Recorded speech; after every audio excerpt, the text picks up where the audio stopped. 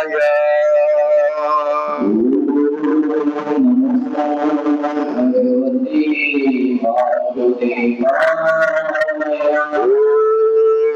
नमो भगवते वासुदेवाय।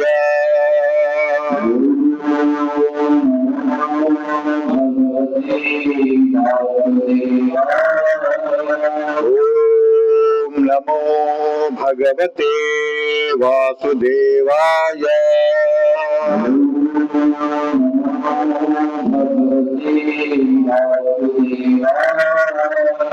कृष्णाय वासुदेवाय देवकी नंदनाय च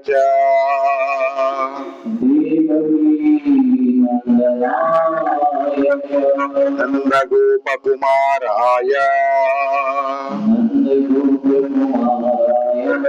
गोविंदाय नमो नमः।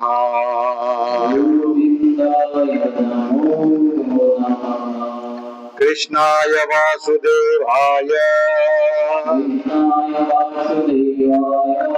देवकी नंदनाय च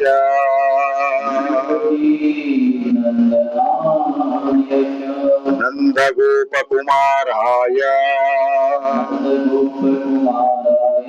गोविंदाय नमो नमः।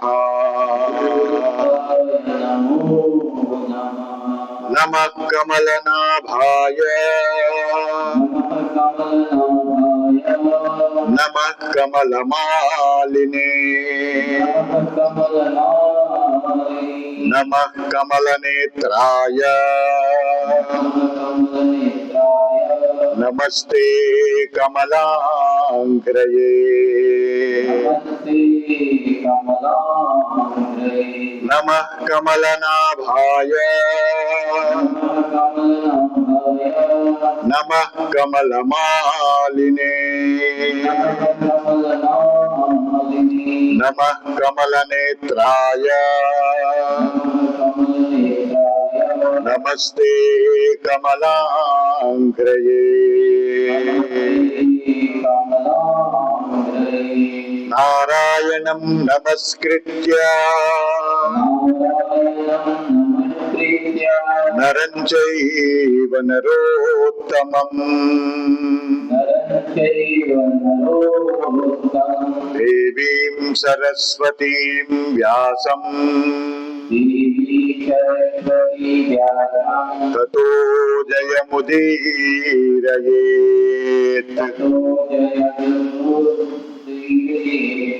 कृष्णाय वासुदेवाय हरये परमात्मने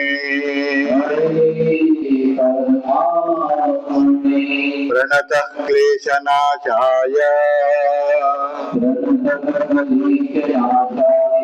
गोविंदाय नमो नमः।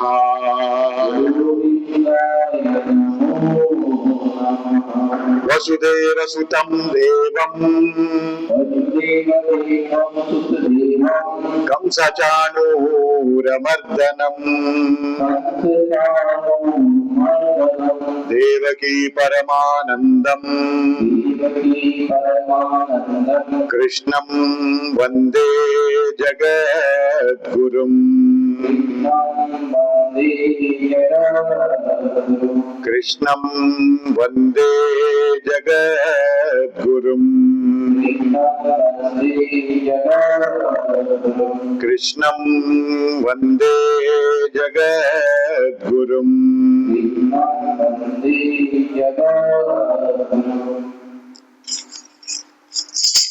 थोड़ा सा भजन कर लीजिए। भजो गिरिधर गोविंद गोपाला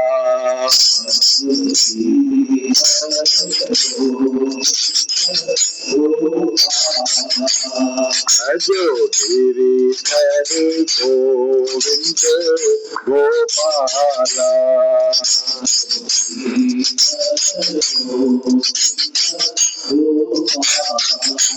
भजो नट खट मोहन नंद लाला।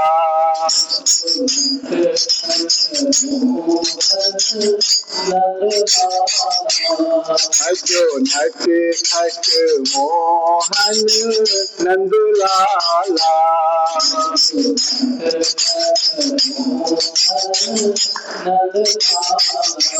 भजो गिरिधर गोविंद गोपाला।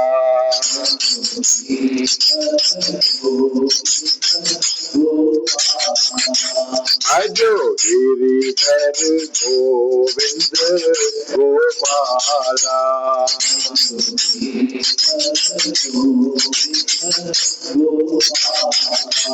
भजो नट खट मोहन नंद लाला।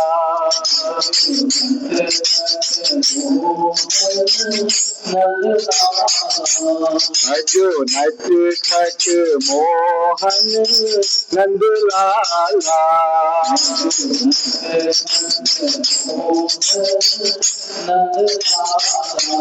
भजो गिरिधर गोविंद गोपाला।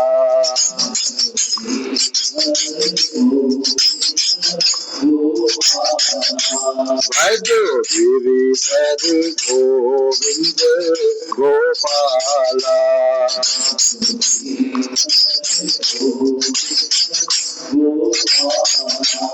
बोलिए वृंदावन बिहारी लाल की। प्रेम से बोलिए राधे राधे।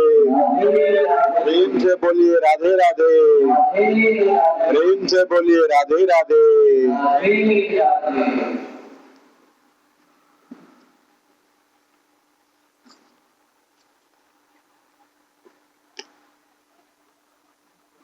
अभी हम लोग श्रीमद् भागवत महापुराण का पारायण करेंगे। आप लोग सब सावधान हो जाइए।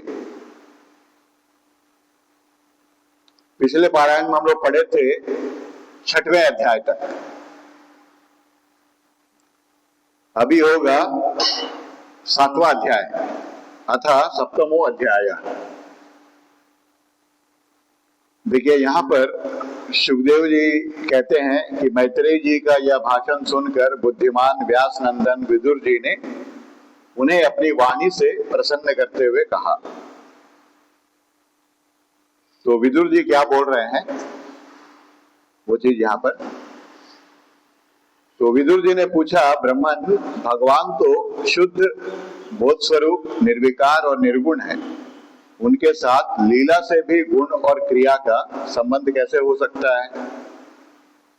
देखिए भगवान का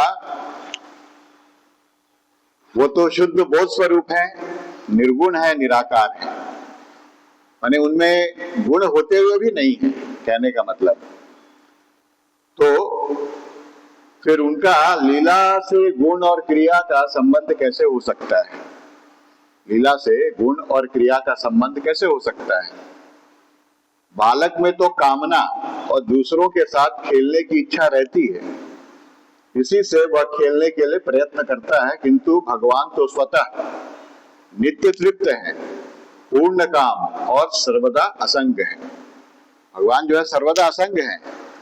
मतलब बोलते हैं कि जैसे गीता में बताया ना, चातुर्वर्ण्यम मया सृष्टम गुण कर्म विभागशः, मैं संसार की रचना करता हूँ लेकिन इससे मैं निर्लिप्त रहता हूँ, मुझमें अहंता नहीं है, अहंकार नहीं है कि मैंने ये चीज बनाया है। लेकिन हम लोग कोई भी चीज बनाते तो अहंकार कर लेते हैं उसमें, है ना, मैंने ये बनाया है, मैंने ये किया है, हम लोग सब अहंकार कर लेते हैं और उसी के चलते हम लोग फंसे रहते हैं संसार के चक्कर में। तो भगवान मने ये बताना चाह रहे हैं कि आप सब कुछ कीजिए लेकिन अहंकार मत कीजिए संसार में। अपने मैंने ये किया है ऐसा अहंकार नहीं होना चाहिए, तो कर्तापन के अभिमान से रहित होना चाहिए।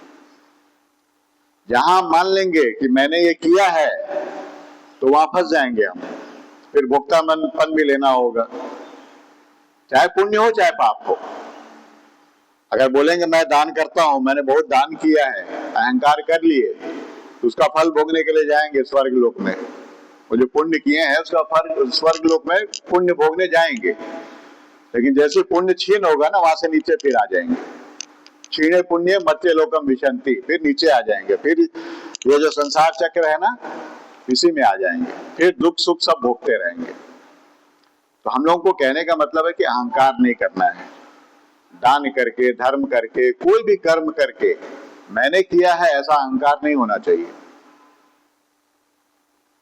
मैंने जो कुछ किया है भगवान की प्रसन्नता के लिए किया है, ऐसा मानना है। तब जाके वो खत्म हो जाएगा, उसका भगवान नोट नहीं करेंगे वो वर्क। जिसमें हम लोग अहंकार करते हैं ना, उसी को भगवान नोट करते हैं। भगवान तो है ना यहाँ पर, सबके अंदर बैठे हुए यहाँ में। तो जीव जो है सुख दुख का फल भोग रहा है यहाँ पर बैठ के, परमात्मा भी यहीं पर है, कहीं दूर है नहीं। हम लोग सोचते हैं बहुत दूर है, दूर नहीं है। हमारे सबसे नजदीक परमात्मा ही है। सबसे नजदीक वस्तु कोई है तो वो परमात्मा है, और सबसे दूर कोई वस्तु है तो वो शरीर है।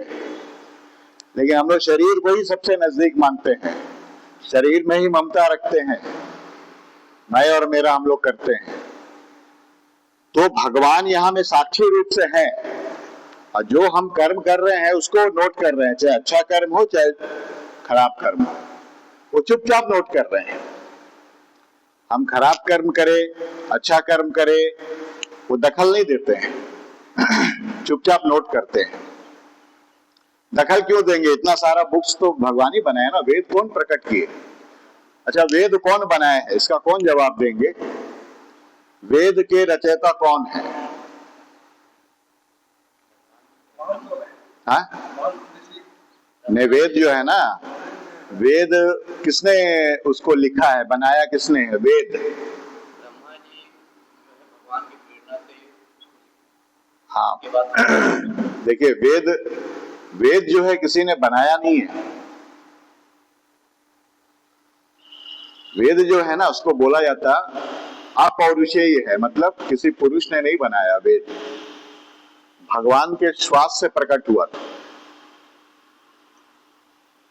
भगवान के श्वास से प्रकट हुआ, पहले से है वेद, किसी ने बनाया नहीं है, भगवान से के श्वास से प्रकट हुआ। वेदों का विभाजन किए हैं वेदव्यास। वेद को ऋग्वेद, सामवेद, यजुर्वेद, अथर्ववेद, ये सब विभाजन किए हैं। पुराण बनाए हैं, उपनिषद बनाए हैं, ब्रह्मसूत्र बनाए हैं, ये सब वेदव्यास जी महाराज किए हैं। उनका नाम था श्री कृष्ण द्वैपायन। लेकिन वो वेद माने ज्ञान का विस्तार किए, व्यास मतलब विस्तार, विस्तार किए, इसलिए उनका नाम पड़ा वेद व्यास। वेदों का विस्तार किए हैं वेद व्यास। वेद किसी ने बनाया नहीं है, किसी ने रचना नहीं किया, वो भगवान के श्वास से प्रकट हुए या ब्रह्मा जी के मुख से प्रकट हुए, दोनों बात एक ही है। वो प्रकट हुए, किसी ने बनाया नहीं है वेद। तो सबसे पहले हम लोग को ये जानना होगा कि मनुष्य जीवन का परमार्थ क्या है, तब ना उसमें हम लोग वो काम करेंगे। मनुष्य जीवन, ये जो मनुष्य का शरीर भगवान ने दिया है, ये क्यों दिया है, किस लिए दिया है, इसका टारगेट क्या है, इसका गोल क्या है, इसका लक्ष्य क्या है, ये जब जानेंगे तब उसके प्रति श्रद्धा होगा। तो जगह जगह पर, गीता में, भागवत में, जगह जगह पर एक ही बात बोला गया है कि दुर्लभो मानुषो देहो देहि नाम क्षण भंगुरः तत्रापि दुर्लभम मन्ये वैकुंठ प्रिय दर्शनम। बोलते हैं ये जो मनुष्य का जो शरीर है ना, वो बुलबुले की तरह, बुलबुला होता है ना, पानी का बुलबुला, उसी तरह है। कब फूट जाएगा कोई भरोसा नहीं है।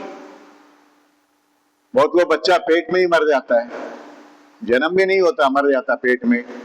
बहुत जन बाहर निकल के मर जाता है, बहुत जन 10 साल रह के मर जाता है, कुछ बच्चे लोग 20 साल रह के मर जाते हैं, कोई 100 साल तक जीता है, कोई ठिकाना नहीं है।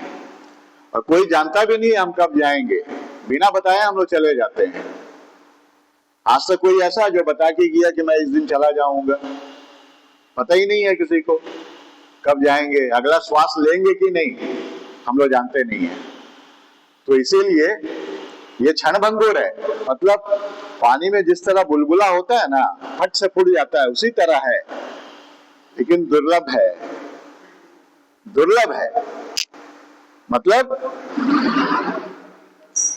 ये दुर्लभ इसलिए बोला गया है कि देवता लोग भी तरसते हैं ये मनुष्य का देह प्राप्त करने के लिए, देवता लोग भी, जबकि देवताओं का जो शरीर है वो दिव्य होता है, उनका पलक नहीं झपकता है, भूख प्यास नहीं है, पसीना नहीं निकलता है, शरीर से सुगंध आता है, पैर जमीन में नहीं लगता है, ऊपर रहता है पैर,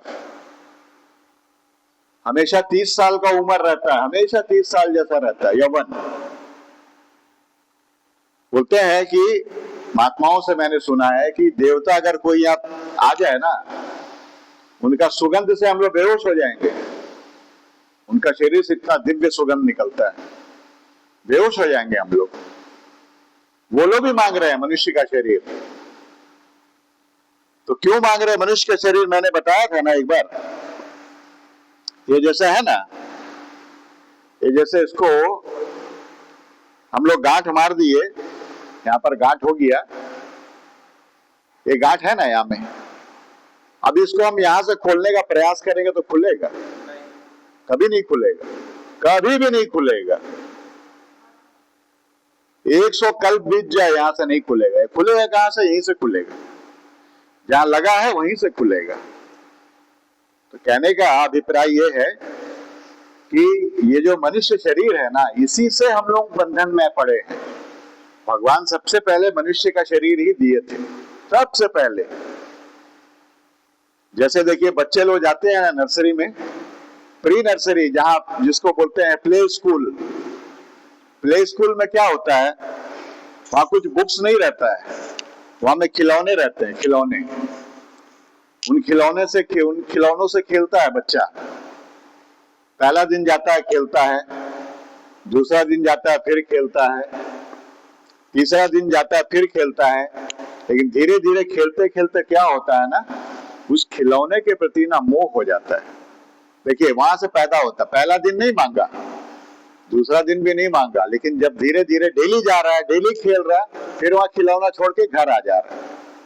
धीरे धीरे क्या हो रहा है, एक दिन बोलता है पापा ये हमको चाहिए, वाला हम ले जाएंगे घर, बोलता है ना। तो पापा बोलता है नहीं हमारा नहीं है, उन लोगों का, स्कूल वाला का है। तो नहीं हम तो लेके जाएंगे। अच्छा चलो तुमको मार्केट में खरीद के देंगे। देखिए मोह कैसे होता है। उसी तरह से मनुष्य शरीर देने के बाद में भगवान ने ये सारा संसार हम लोगों को दिया कि इसमें जाके तुम खेलो, अपना कर्म करो और मेरे पास आ जाओ। लेकिन हम लोग क्या किए, इसमें अपनापन कर लिए, ये मेरा है। जब तक ये मार्केट में था ये मेरा नहीं था, जब पैसा देके इसको खरीद लिए ना तो अपनापन आ गया, ये मेरा है, आपको इसमें हाथ लगाए, है ना। गाड़ी हम लोग बाइक खरीदने जाते हैं शोरूम में, या कार खरीदने, या कोई भी सामान, हम लोग पहले चॉइस करते हैं, देखते हैं 10 देखने के बाद एक चॉइस करते हैं, और जब बिल पेमेंट हो जाता है ना, उसमें अपनापन हो जाता है। कोई हाथ लगा दे, हाथे तोड़ दिया जाएगा उसका। हाँ वही तो, उसमें क्यों ऐसा क्यों होता है? उसके प्रति आसक्ति हो गया, उसके प्रति मोह हो जाता है। ये मेरा है, ये मेरा और तेरा के चक्कर में हम लोग यहाँ फंसे हुए हैं। हाँ तो जब तक ये मेरा और तेरा नहीं जाएगा ना, हम लोग यही भटकते रहेंगे, संसार के चक्र में फंसते रहेंगे, घूमते रहेंगे। तो बहुत लोगों का बहुत कुछ मानना है। बहुत लोग बोलते हैं कि नहीं मनुष्य शरीर ही बार बार मिलेगा, जैसे आम का बीज डालिएगा तो आम होगा, है ना। तो मनुष्य का शरीर एक बार मिल गया तो हर बार मनुष्य का शरीर ही मिलते रहेगा। बहुत लोग इस तरह मानते हैं, तो उनका मानना एकदम गलत है। गीता में भगवान लिखे हैं, अच्छा कर्म करोगे, पुण्य कर्म करोगे, स्वर्ग आदि लोक में जाओगे, अगर खराब कर्म करोगे तो नीच योनियों में जाओगे। क्यों बोले भगवान? भगवान इसका मतलब झूठ बोले वहां में? ऐसा नहीं है, भगवान का वाणी कभी झूठ हो ही नहीं सकता, सत्य संकल्प है वो। भगवान कभी झूठ नहीं बोल सकते। तो जो लोग इस तरह से बोलते हैं ना कि मनुष्य बने तो मनुष्य ही बनेंगे, जो कुत्ता है वो हमेशा कुत्ता ही बन के जन्म लेगा, तभी संसार चक्र ये 84 लाख योनि क्यों बना है? ऐसा नहीं है। वो सब जो है ना योनि, मनुष्य शरीर को छोड़ के बाकी जितने भी शरीर हैं, अप टू लेके आपका देव योनि तक, सब भोग शरीर है, सब भोग योनि है। मनुष्य का शरीर एकमात्र ही कर्म योनि है। ये जो बंधन मैंने बताया अभी, ये बंधन यही में लगा है, यहीं से खुलेगा और किसी शरीर में नहीं खुलेगा। सब तो भोग योनि है और कर्म करने का अधिकार नहीं है उन लोगों को। कुत्ता, भेड़, बकरी, गधा, घोड़ा, सब भोग योनि है। जो पाप किया है उसको भोग रहा है वहां में। देव योनि भी उन्होंने इतना पुण्य किया कि वहां जाके भोग रहा है। जब पुण्य समाप्त हो जाएगा ना, इंद्र का गद्दी चला जाएगा। देव जो स्वर्गाधिपति इंद्र है ना, उसका गद्दी चला जाएगा। जितने भी देवता हैं सब भोग भोग रहे हैं वहां पर। और ये मनुष्य शरीर, इसीलिए वो लोग भी चाहते हैं कि मनुष्य शरीर हमको, भगवान हमको दीजिए मनुष्य शरीर, यहीं से आपको हम प्राप्त कर सकते हैं।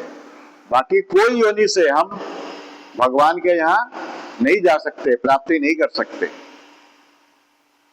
ये जो है मनुष्य शरीर, बोलते हैं कि ठीक उसी तरह है, ये जंक्शन है, जंक्शन। हम लोग यहाँ से कुत्ता का योनि में जा सकते हैं, घोड़ा का योनि में जा सकते हैं, देवलोक जा सकते हैं, नरक जा सकते हैं और वैकुंठ भी जा सकते हैं। तो सवाल ये उठता है कि वैकुंठ जाएंगे कैसे? जब इसका इंपॉर्टेंस हम समझेंगे कि शरीर मिला किस लिए है, ये भगवत प्राप्ति के लिए मिला है और दूसरा कोई उद्देश्य नहीं है इसका। सिर्फ और सिर्फ भगवत प्राप्ति ही इसका उद्देश्य है, ही लगा देना होगा वहां में। सिर्फ और सिर्फ भगवत प्राप्ति ही इसका उद्देश्य है। भगवान ये नहीं बोले आप अपना सांसारिक काम छोड़ दीजिए, जो आपको जीवन निर्वाह के लिए जो काम करना उसको ईमानदारी से करना है, ईमानदारी से कीजिए, उसके बाद मेरा भजन कीजिए। जो मेरा कर्तव्य कर्म है, हम कहीं सर्विस कर रहे हैं, कहीं बिजनेस कर रहे हैं, या कोई भी किसान खेती कर रहे हैं, कोई भी कर्म जो मेरा कर्तव्य कर्म है, वो करने के बाद मेरा भजन कीजिए। अब वो करते हुए भी मेरा भजन कीजिए। जैसे अभी उनको देखे, वो बंगाली है ना, अब यहाँ बैठी थी, पैसा ये कर रही थी और लेकिन मंत्र जाप कर रही थी, हरे कृष्ण कर, हमको सुनाई पड़ रहा था। धीरे धीरे मंत्र जाप कर रही थी। हाँ, वो जो लेडीज है ना, थोड़ा एजेड वाला यहाँ बैठी थी वो। हाँ हाँ, तो सिक्का छांट रही है, हरे कृष्ण कृष्ण जाप कर रही थी। ये देखिए कितना अच्छा है बेटा, कितना गुड है बेटा, माने कमाई कर रही है डेली। ये क्या है कमाई करना? कमाई करना यही रियल कमाई है। नहीं, हाँ वही तो हम बोल रहे हैं ना। तो ये असली कमाई है, ये असली कमाई यही है। और संसार का जो चिंतन है ना, वो असली कमाई नहीं है, वो तो नकली कमाई है। वो रहेगा नहीं, लेकिन ये रहेगा, साथ में जाएगा यही। हाँ हाँ, यहाँ जो पैसा हम जो कमाएंगे, जो धन कमाएंगे, वो यहीं रह जाएगा, वो जाएगा नहीं साथ में। ये जो कमाई है ना, नाम मैंने जब कमाई, ये जो है साथ में जाएगा। तो यही है। तो उसमें बोले हैं दुर्लभो मानुषो देवो देहि नाम क्षण भंगुर है। मतलब ये पानी के बुलबुले की तरह है, क्षण भंगुर, लेकिन बहुत दुर्लभ है, बहुत ही दुर्लभ। कई करोड़ जन्म के बाद ये जन्म मिलता है मनुष्य का शरीर, कई योनियां पार करने के बाद। वो भी भगवान कृपा करके देते हैं कि मेरा भजन करो और मेरे पास आ जाओ। लेकिन हम लोग क्या करते हैं, उल्टा करते हैं, संसार का भजन करते हैं और यही में रहते हैं। हाँ, लेकिन ये आनंद तो क्षणिक है ना, क्षणिक आनंद है, ये आनंद क्षणिक है। भगवान का जो आनंद है वो अनंत काल के लिए है और अनंत मात्रा का है। ये तो कुछ समय के लिए है, कुछ समय टेम्परेरी है। इसी के चक्कर में हम लोग पड़े हुए हैं। फिर देखिए दूसरा लाइन में बोले हैं, तत्रा भी दुर्लभम मन्ये। इस तरह से इस मनुष्य शरीर को दुर्लभ मानते हुए वैकुंठ प्रिय दर्शनम, मतलब मेरे धाम में आ जाओ, मेरा भजन करो, भगवान बोल रहे हैं। ये टेम्परेरी है, शरीर दुर्लभ है लेकिन क्षणभंगुर है, ऐसा मानते हुए मेरे यहां आ जाओ। यही करना है और कुछ नहीं करना है। हमको बड़ा बड़ा पुस्तक नहीं पढ़ना है, बड़ा बड़ा हमको शास्त्र नहीं पढ़ना है, वेद नहीं पढ़ना है, क्या जरूरत है? नहीं, ये करना है, ये सबसे इंपॉर्टेंट है, नाम जप।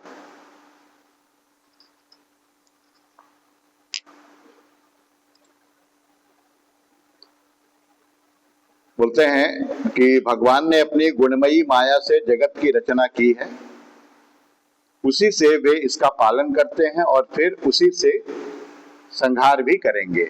मतलब अपना जो है त्रिगुणमयी जो माया है ना भगवान का, उससे वो संसार की रचना करते हैं और करने के बाद फिर पालन पोषण भी करते हैं, फिर संहार भी वो कर लेते हैं। जिस तरह से वो मकड़ा होता है ना, मकड़ा मुंह से जाला निकालता है, उसी में खेलता है, जाला बनाता है, उसी में खेलता है, हाँ, फिर उसको निगल जाता है, हाँ, फिर निगल जाता है। उसी तरह से भगवान से ही सारा ब्रह्मांड प्रकट हो रहा है, भगवान में ही स्थित है, और आखिरी समय में जब प्रलय में भगवान ही उसको फिर अपने में समेट लेते हैं।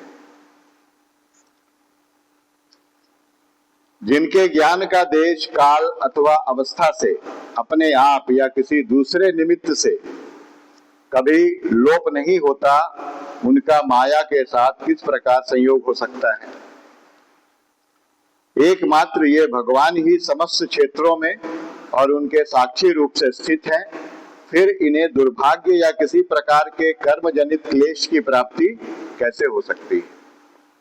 भगवान, इस अज्ञान संकट में पड़कर मेरा मन बड़ा खिन्न हो रहा है, आप मेरे मन के इस महान मोह को कृपा करके दूर कीजिए। तो यहाँ सुखदेव जी महाराज बोल रहे हैं कि तत्व जिज्ञासु विदुर जी की यह प्रेरणा प्राप्त कर अहंकारहीन मैत्रेयी जी ने भगवान का स्मरण करते हुए मुस्कुराते हुए कहा। श्री मैत्रेयी जी ने कहा, जो आत्मा सबका स्वामी और सर्वथा मुक्त स्वरूप है, वही दीनता और बंधन को प्राप्त हो, यह बात युक्ति विरुद्ध अवश्य है, किंतु वस्तुतः यही तो भगवान की माया है। देखिए, ये हम लोग जो है ना जीव, हम लोग सर्वथा मुक्त स्वरूप ही हैं, लेकिन अपने आप को हम लोग बंधन में मान के रखे हैं। अपने आप को हम लोग बंधन में मान के रखे हैं कि हम लोग बंधन में हैं, लेकिन हम लोग बंधन में नहीं हैं। हम लोग अकर्ता है स्वरूप से। बंधन में क्यों मान के रखे हैं? कोई भी काम कर रहे हैं, हम लोग मान ले रहे हैं ये काम मैंने किया है, अहंकार हो जा रहा है, अरे हमने उसका हेल्प कर दिया, नहीं तो वो तो गया था काम से, इस तरह हम लोग बोलते हैं, है ना। मैंने उसका मदद कर दिया, पैसे से मदद कर दिया या शरीर से मदद कर दिया, इस तरह हम लोग अहंकार करते हैं ना, यही बंधन है। अगर ये अहंकार ना माने, अगर सेवा कर दें, अहंकार ना माने, तो वही मोक्ष है। बस इतना में ही है।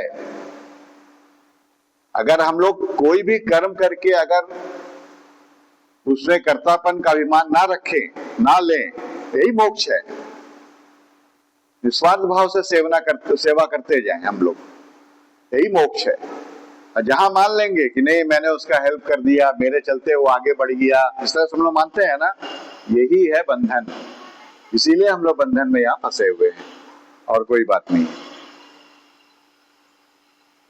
बोलते हैं जिस प्रकार स्वप्न देखने वाले पुरुष को अपना सिर कटना आदि व्यापार ना होने पर भी अज्ञान के कारण सत्यवत भासते हैं, उसी प्रकार इस जीव को बंधनादि ना होते हुए भी अज्ञानवश भास रहे हैं।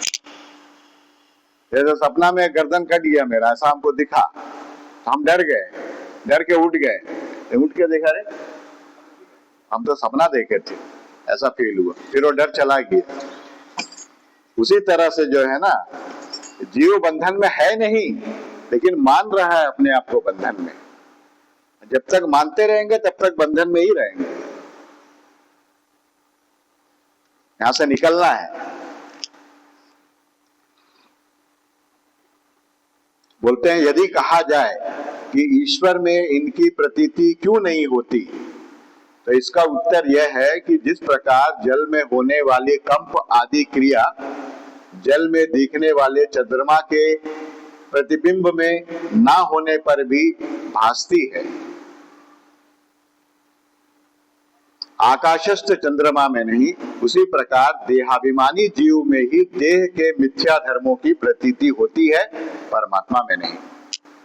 मतलब देखिए, चंद्रमा वहां पर एकदम स्थिर है, लेकिन जल हिल रहा है ना, तो जल में जो चंद्रमा है ना वो भी हिलने जैसा लग रहा है, लेकिन वास्तव में वहां में जो चंद्रमा है वो नहीं हिल रहा है, वो स्थिर है। उसी तरह जो है ना, ये जीव जो है, बोल रहे हैं देहाभिमानी जीव, देह के मिथ्या धर्मों की प्रतीति होती है, देह में मिथ्या धर्मों की प्रतीति होती है। अगर शरीर अगर हमारा रोगी हो गया तो हम लोग सोचते हैं हम रोगी हो गए हैं। हम नहीं रोगी हुए हैं, हम अलग हैं शरीर से। ये शरीर रोगी हुआ है, हम नहीं हुए हैं।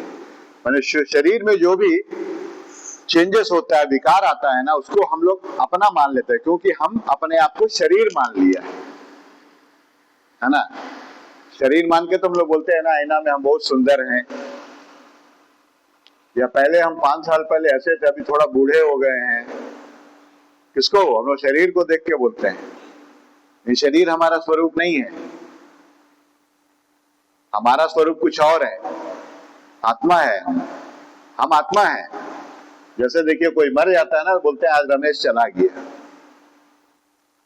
रमेश चला गया बोलता है, चला गया माने उसके अंदर में कोई और था जो उसको छोड़ के चला गया, वो है असल में। ये तो उसका शरीर है, ये उसका शरीर है।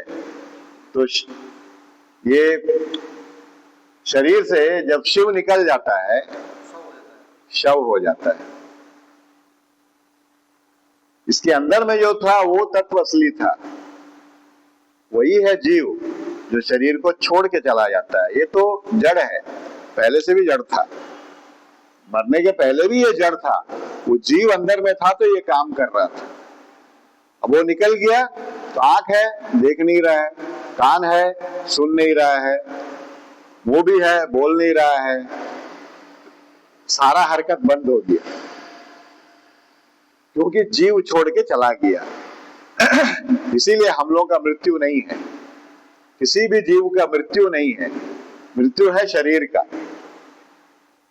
किसी भी जीव का मृत्यु नहीं है। ये जानने वाले, ये आत्मज्ञान है। बोलते हैं निष्काम भाव से धर्मों का आचरण करने पर भगवत कृपा से प्राप्त हुए भक्ति योग के द्वारा यह प्रतीति धीरे धीरे निवृत्त हो जाती है। ये जो भ्रम है ना हमारे अंदर में कि मैं बार बार पैदा हो रहा हूं, मर रहा हूं, ये जो भ्रम है, शरीर पैदा हो रहा है, आत्मा कभी पैदा नहीं होता, ना ही मरता है। शरीर पैदा होता है और मरता है। ये जो भ्रम है ना, ये कैसे जाएगा? बोलते हैं निष्काम भाव से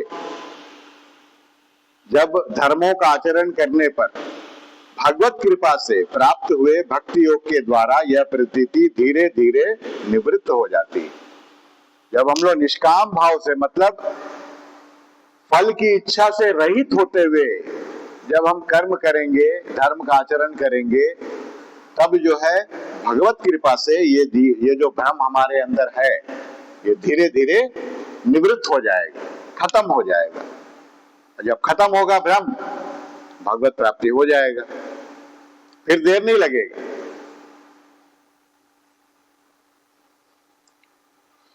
जिस समय समस्त इंद्रियां विषयों से हटकर साक्षी परमात्मा श्री हरि में निश्चल भाव से स्थित हो जाती है, उस समय गाढ़ निद्रा में सोए हुए मनुष्य के समान जीव के राग द्वेषादि सारे क्लेश सर्वथा नष्ट हो जाते हैं।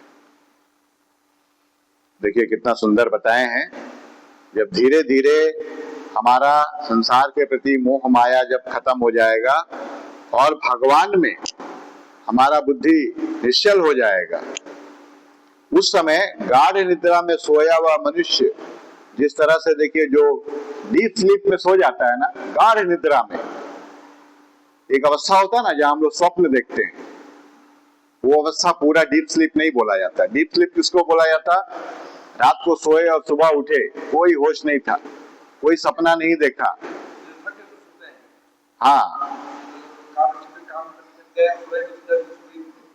हाँ कोई स्वप्न नहीं देखा, लेकिन सुबह हम लोग बोलते हैं कि ऐसा सोया कि कुछ पता ही नहीं चला, है ना। लेकिन कुछ नहीं पता चला, ये कौन बोल रहा है? इसका ये फीलिंग कौन कर रहा है? ये आत्मा कर रहा है, जीव कर रहा है। जीव कभी सोता नहीं है, तभी तो उसको मालूम है ना, वो बोल रहा है। ये कौन फील कर रहा है? कौन बोल रहा है? मैं ऐसा सोया कि मुझे कुछ पता ही नहीं चला, ये कौन बोल रहा है? हम लोग सुबह उठ के बोलते हैं, अरे कल इतना डीप स्लीप हुआ ना, हमको कुछ पता ही नहीं चला। ये कौन बोल रहा है? ये बोलने वाला कभी सोता नहीं है, हमेशा जागते रहता है वो आत्मा। आत्मा मतलब जीव।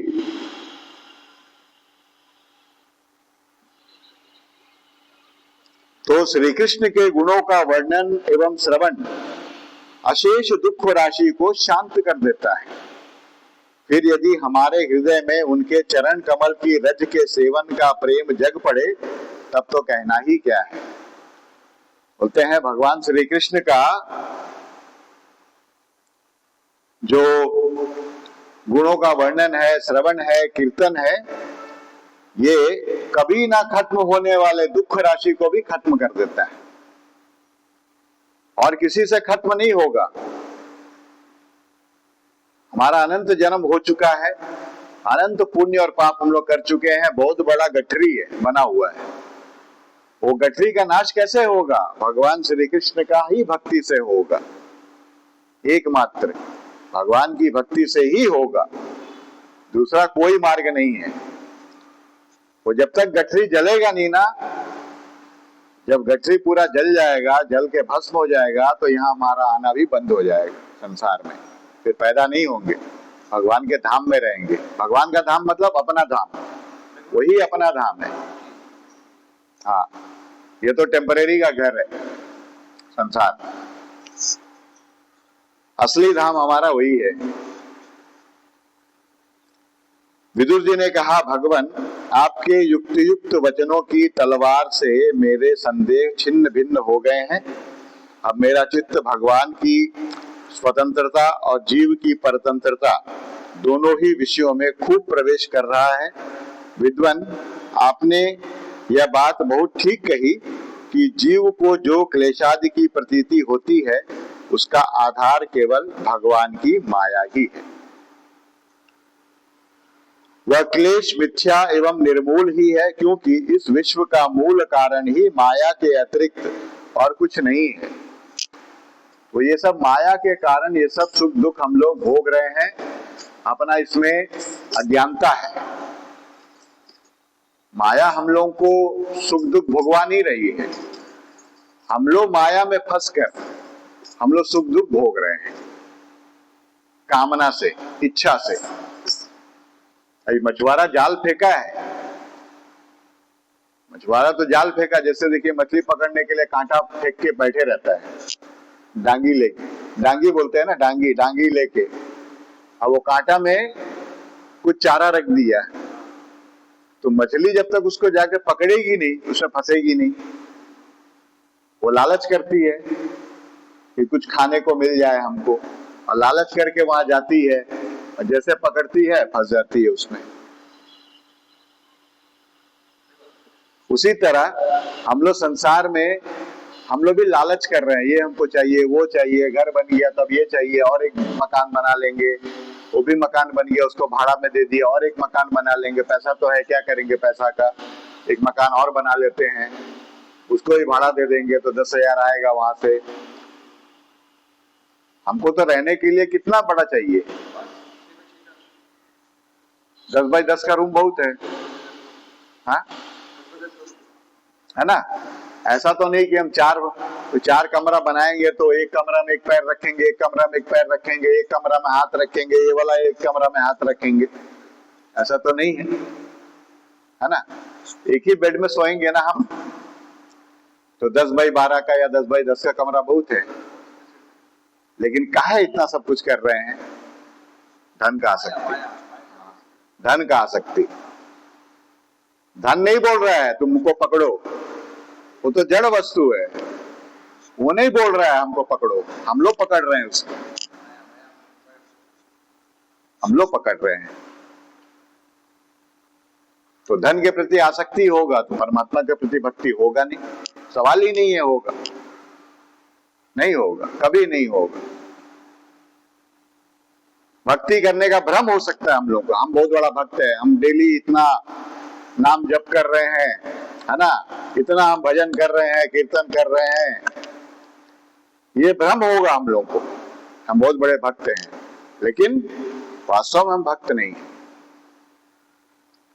हम भक्त किसके हैं? धन के हैं, संसार के हैं। अगर संसार का भजन कर रहे हैं, है ना, देखिए जीविकोपार्जन के लिए जो पैसा कमाना है वो गलत नहीं है, लेकिन उसके बाद हाँ पार्ट टाइम जॉब कर लिए कहीं, है ना, चलो वहां से भी 10,000 आ जाएगा।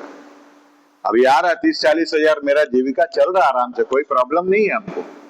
उसके बाद फिर हम पार्ट टाइम जॉब कर रहे हैं 10,000 20,000 के लिए, तो वो धनासक्ति के कारण ही है। कोई कितना भी बोले, है यही, है ना। हाँ अगर नहीं चल रहा परिवार मेरा, तब हम करेंगे, क्योंकि परिवार को पालने का जिम्मेदारी तो मेरा है। अगर उसको हम सही चीज सब चीज नहीं देंगे तो मेरा ही दोष होगा ना। मेरा जिम्मेदारी है अपने परिवार को ठीक ढंग से पालना। तो कमाई करने के बाद में उसमें मेरा परिवार एकदम आराम से चल रहा है, उसके बाद फिर हम पार्ट टाइम जॉब कर रहे हैं, इसका मतलब धन के प्रति मेरा आसक्ति है, बहुत ज्यादा आसक्ति है, इसीलिए हम कर रहे हैं।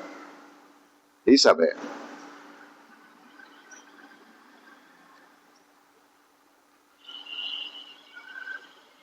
बोलते हैं इस संसार में 2 ही प्रकार के लोग सुखी हैं।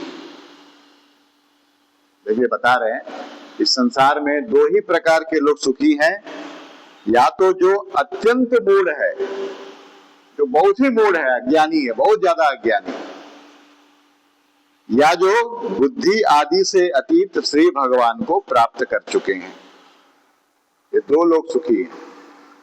जो अज्ञानी है, कोई काम भी नहीं कर रहा, वो जाते ही नहीं कुछ करना, वो भी सुखी है, कोई हेडेक नहीं है परिवार पालने का, कुछ करने का, वो कुछ नहीं जानता, कोई काम के लिए भी वो बेकार है, वैसा आदमी सुखी है। या फिर जो भगवान को प्राप्त कर चुका है, महापुरुष लोग, महात्मा लोग, वो लोग भी सुखी है। 2 ही प्रकार के लोग सुख हैं। बीच की श्रेणी के संचयापन्न लोग तो दुख ही भोगते रहते हैं, लेकिन ये जो बीच वाले लोग हैं ना, जो भगवान को भी चाह रहे हैं, पैसा भी चाह रहे हैं, भगवान को भी चाह रहे हैं, पैसा भी चाह रहे हैं, ये लोग सबसे ज्यादा दुखी हैं। जिनका 2 नाव में पैर है, वही लोग सबसे ज्यादा दुखी हैं, और वही लोग बीच में गिरेंगे। दोनों नाव ऐसा चल जाएगा, बीच में गिर जाएंगे। इसीलिए एक ही नाव पर पैर रखना चाहिए, या रहे हम दोनों नाव पे, एक यहाँ एक नाव है, यहाँ एक नाव है, एक पैर इसमें है, एक पैर इसमें है। वो जब तक बराबर चलेगा ठीक है, जब नाव सब चलेगी दूर तो गिरेंगे बीच में, ना ये नाव पे गिरेंगे ना ये नाव में गिरेंगे, पानी में गिर जाएंगे और डूब जाएंगे। बोलते हैं भगवान आपकी कृपा से मुझे यह निश्चय हो गया है कि ये अनात्म पदार्थ वस्तु है नहीं, केवल प्रतीत ही होते हैं। अब मैं आपके चरणों की सेवा के प्रभाव से उस प्रतीति को भी हटा दूंगा। इन श्री चरणों की सेवा से नित्य सिद्ध भगवान श्री मधुसूदन के चरण कमलों में उत्कट प्रेम और आनंद की वृद्धि होती है, जो आवागमन की यंत्रणा का नाश कर देती है। भगवान के चरण कमलों में अगर हम लोग चले जाएंगे, उनका भक्ति अगर प्राप्त हो जाएगा, तो ये जो आवागमन है ना, हम लोग आ रहे हैं यहाँ, किसी भी योनि में जन्म ले रहे हैं, माँ के गर्भ से दुख भोग रहे हैं, सुख भोग रहे हैं, फिर दुख भोग रहे हैं, फिर सुख भोग रहे हैं, फिर जा रहे हैं मर के, फिर आ रहे हैं, ये चक्र से हम लोग बाहर निकल जाएंगे, इस चक्र में नहीं फंसेंगे। और जब हम लोग भगवान के लोक में चल जाएंगे तो फिर यहाँ क्या करने आएंगे? वहां से फिर वापसी का टिकट नहीं है, रिटर्न टिकट नहीं है वहां से। एक बार वैकुंठ धाम में चले गए तो नित्य वहीं रहेंगे, उनका पार्षद बन के वहीं रहेंगे। बाकी कहीं भी जाएंगे तो रिटर्न टिकट है, स्वर्ग लोक, ब्रह्म लोक, देवलोक, गंधर्व लोक, पितर लोक, महर लोक, जहां भी जाएंगे सारा जगह से रिटर्न टिकट है। वैकुंठ धाम चल जाएंगे, गोलोक चल जाएंगे, साकेत लोक चले जाएंगे, जो भी भगवान के धाम है। राम जी का लोक को साकेत लोक बोला जाता है, कृष्ण जी का लोक को गोलोक बोला जाता है, और नारायण भगवान विष्णु का जो लोक है उसको वैकुंठ बोला जाता है। हालांकि तीनों एक ही है, लेकिन भक्त लोग अपनी मान्यता के हिसाब से बोलते हैं, ऐसा है एक ही। तो वहां जाने के बाद वहां से फिर वापसी का टिकट नहीं है। जब भगवान भेजेंगे तब आएंगे, जब भगवान किसी काम से यहां भेजेंगे तब हम आएंगे। जैसे टाटा स्टील का एमडी भेजता है ना किसी को, आप चले जाइए टेलको में एमडी बन के इतना दिन के लिए, उसको बोलते हैं डेपुटेशन, वो तब आएंगे हम लोग। जैसे व्यास मुनि ये सब आए ना, ये सब कारक पुरुष हैं, तो कारक पुरुष बना के भगवान भेजेंगे। अभी हम लोग अपना प्रारब्ध लेके आए हैं, सुख दुख यहाँ भोग रहे हैं। जब कारक पुरुष बन के आएंगे ना, बिना प्रारब्ध का आएंगे, उस समय शरीर का प्रारब्ध नहीं होगा, बिना प्रारब्ध का भगवान भेजेंगे कि आप जाके ये काम करके आइए।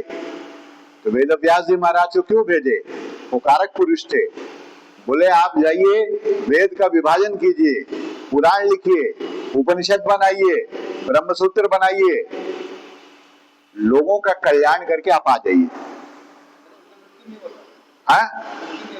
नहीं, वो लोग मतलब बिना मने अकारण कृपा करते हैं ना। हाँ, वो लोग ऐसा दिखाया जाता है कि प्रकट हुए हैं, माने पैदा हुए हैं, मर गए हैं, लेकिन उनका कोई तकलीफ नहीं होता उससे। प्रारब्ध लेके नहीं आए ना, वो भगवान का ऑर्डर से आए हैं कि ये काम आपको जाके करना है, वहां में ये सब करके आ जाइए। उसको बोलते हैं कारक पुरुष। तो वो भगवान भेजते हैं, और हम लोग जो आ रहे हैं ना, ये हम लोगों का जो पाप और पुण्य का जो पुंज बना हुआ है, गठरी बना हुआ है ना, हाँ, उसमें से कुछ पाप कुछ पुण्य निकाल के भगवान पहले उसको प्रारब्ध बनाते हैं। प्रारब्ध बनाने के बाद ये शरीर देते हैं, और ये शरीर, मनुष्य शरीर, तो भगवान का कृपा से मिला है। हम लोग इसके अधिकारी नहीं थे, लेकिन बहुत दुख हम लोग झेले तो भगवान को हम लोगों के ऊपर कृपा आ गया, तब भगवान ये शरीर हम लोगों को दिए हैं। ये रथ है एक, ये क्या है? रथ है। ये शरीर जो है रथ है। बोले ये रथ हम दे रहे हैं, इस रथ से तुम मेरे पास आ जाओ, क्योंकि बिना रथ का कैसे जाएंगे हम लोग? कोई ना कोई शरीर देना पड़ेगा, और मनुष्य शरीर ही ऐसा रथ है जिससे हम लोग भगवान के पास जा सकते हैं। दूसरा और कोई ऐसा रथ नहीं है, शरीर नहीं है। तो ये शरीर हम लोग को भगवान देते हैं कृपा करके। अब इसमें भी हम लोग भगवान का भजन नहीं करेंगे, संसार का भजन करेंगे, तो फिर संसार ही देते रहेंगे भगवान, जाओ संसार में बार बार।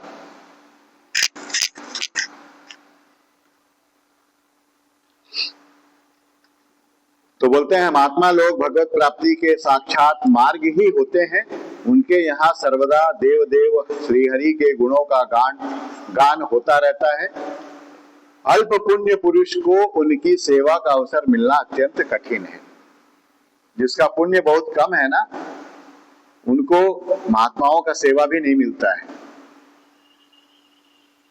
तो बोलते हैं भगवान, आपने कहा कि सृष्टि के प्रारंभ में भगवान ने क्रमशः महदादि तत्व और उनके विकारों को रचकर फिर उनके अंशों से विराट को उत्पन्न किया और इसके पश्चात वे स्वयं उसमें प्रविष्ट हो गए।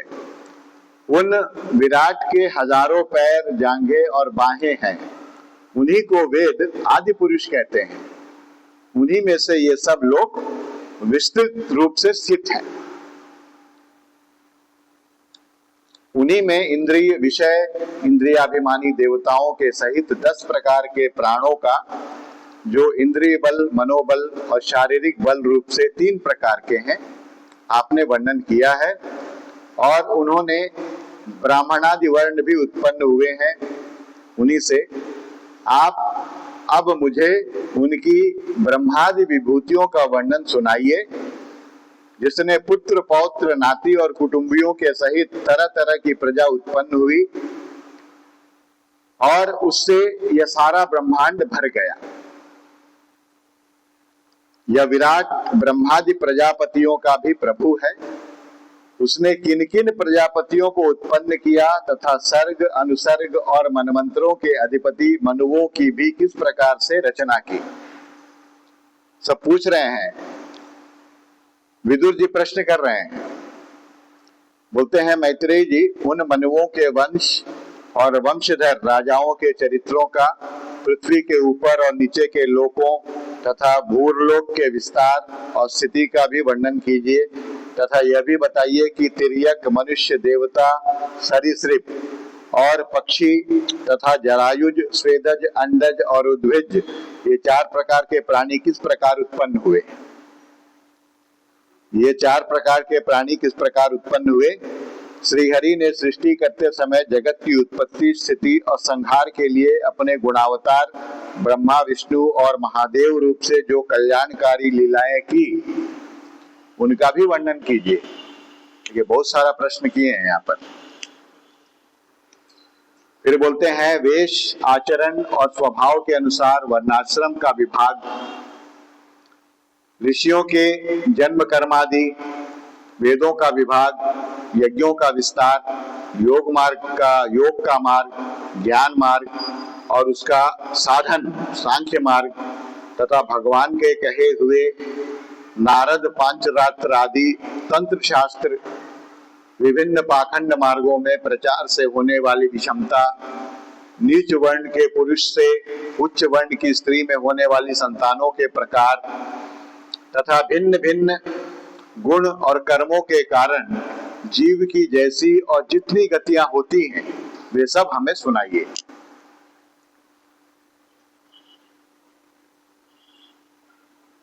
देखिए बहुत सारा प्रश्न कर रहे हैं। बोलते हैं ब्राह्मण, धर्म, अर्थ, काम और मोक्ष की प्राप्ति के परस्पर अविरोधी साधनों का, वाणिज्य, दंड नीति और शास्त्र श्रवण की विधियों का, श्राद्ध की विधि का, श्राद्ध, पितृगणों की सृष्टि का, तथा काल चक्र में ग्रह, नक्षत्र और तारागण की स्थिति का भी अलग अलग वर्णन कीजिए। दान, तप और इष्ट और पूर्त कर्मों का क्या फल है। प्रवास और आपत्ति के समय मनुष्य का क्या धर्म होता है। निष्पाप मैत्रेय जी, धर्म के मूल कारण श्री जनार्दन भगवान किस आचरण से संतुष्ट होते हैं, क्या करने से भगवान प्रसन्न होते हैं और किन पर अनुग्रह करते हैं, यह वर्णन कीजिए। उसके बाद बोलते हैं द्विजवर, दीन वत्सल गुरुजन अपने अनुगत शिष्यों और पुत्रों को बिना पूछे भी उनके हित की बात बतला दिया करते हैं। भगवान, उन महदादि तत्वों का प्रलय कितने प्रकार का है, तथा जब भगवान योग निद्रा में शयन करते हैं तब उनमें से कौन कौन तत्व उनकी सेवा करते हैं और कौन कौन उनमें लीन हो जाते हैं। जीव का तत्व, परमेश्वर का स्वरूप, उपनिषद पर प्रतिपादित ज्ञान और गुरु और शिष्य का पारस्परिक प्रयोजन क्या है। पवित्रात्मन विद्वानों ने उस ज्ञान की प्राप्ति के क्या क्या उपाय बतलाए हैं, क्योंकि मनुष्यों का ज्ञान भक्ति अथवा वैराग्य की प्राप्ति अपने आप तो हो नहीं सकती, अपने आप तो मिलेगा नहीं। ब्रह्मन माया मोह के कारण मेरी विचार दृष्टि नष्ट हो गई है, मैं अज्ञ हूं, आप मेरे परम सुहृद हैं, अतः श्री हरि लीला का ज्ञान प्राप्त करने की इच्छा से मैंने जो प्रश्न किए हैं उनका उत्तर मुझे दीजिए। देखिए बहुत सारा प्रश्न किए हैं। फिर बोल रहे हैं, पुण्यमय मैत्रेय जी, भगवत तत्व के उपदेश द्वारा जीव को जन्म मृत्यु से छुड़ाकर उसे अभय कर देने में जो पुण्य होता है, समस्त वेदों के अध्ययन, यज्ञ, तपस्या और दान आदि से होने वाला पुण्य उस पुण्य के 16वें अंश के बराबर भी नहीं हो सकता। बड़ा सुंदर बात बोले हैं, बोले भगवत तत्व का उपदेश देकर अगर किसी जीव को जन्म मृत्यु के चक्र से अगर कोई छुड़ा देता है, कोई महात्मा हो, कोई संत हो, जिसके द्वारा कोई जीव जो है कल्याण को प्राप्त कर लेता है, उद्धार को प्राप्त कर लेता है, बोलते हैं उसके बराबर तो वेदों का अध्ययन करना भी नहीं है, तप करना भी नहीं है, उसके बराबर कोई भी साधन उसके बराबर नहीं है। श्री सुखदेव जी कहते हैं, राजन, जब कुरु श्रेष्ठ विदुर जी ने मुनिवर मैत्रेय जी से इस प्रकार पुराण विषयक प्रश्न किए, तब भगवत चर्चा के लिए प्रेरित किए जाने के कारण वे बड़े प्रसन्न हुए और मुस्कुराकर उनसे कहने लगे। अब सुखदेव जी बतलाएंगे, ये अध्याय यहाँ पर समाप्त हो गया है। इति श्रीमद् भागवते महापुराणे पारमहंस्याम संहितायाम तृतीय स्कंधे सप्तमो अध्याय यहाँ पर समाप्त हो गया है। समाप्त कर दिया जाए तो यहाँ पर हम लोग इसको विश्राम देंगे। आज हो गया 20।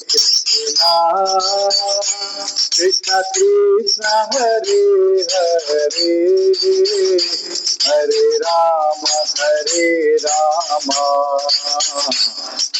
राम हरे हरे।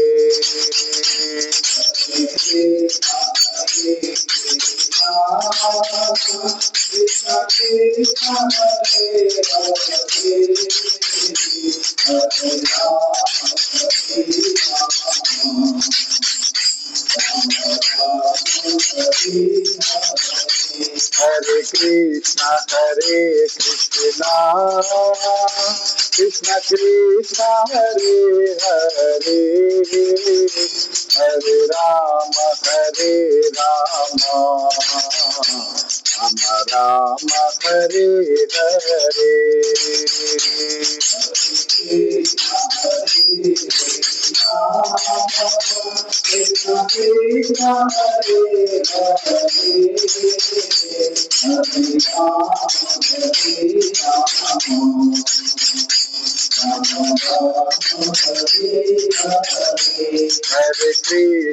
हरे कृष्णा कृष्ण कृष्ण हरे हरे, हरे राम राम राम हरे हरे।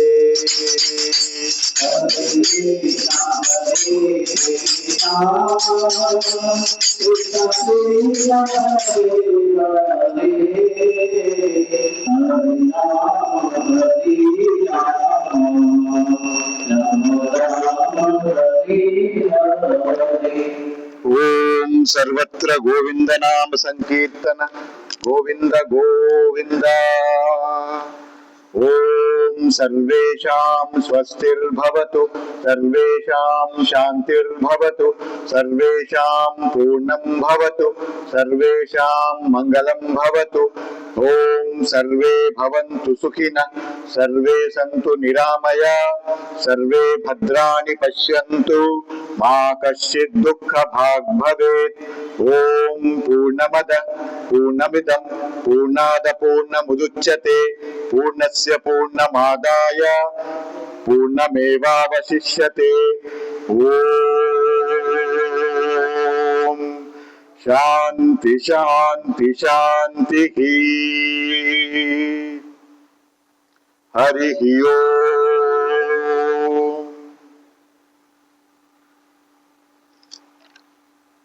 हम ईमानदारी से त्याग और सेवा का महान जीवन जीते हैं। जितना हम उपयोग करते हैं उससे अधिक उत्पादन करते हैं और जितना लेते हैं उससे अधिक देते हैं। हम भगवान की कृपा चाहते हैं ताकि वे हमें अच्छाई, हिम्मत और समझदारी के रास्ते पर बनाए रखें। आपकी कृपा और आशीर्वाद हमारे माध्यम से हमारे आसपास की दुनिया में बहे। हमारा मानना है कि देश की सेवा ही भगवानों के भगवान की सेवा है और परमात्मा के प्रति समर्पण है। हम अपनी जिम्मेदारियों को भली भांति जानते हैं।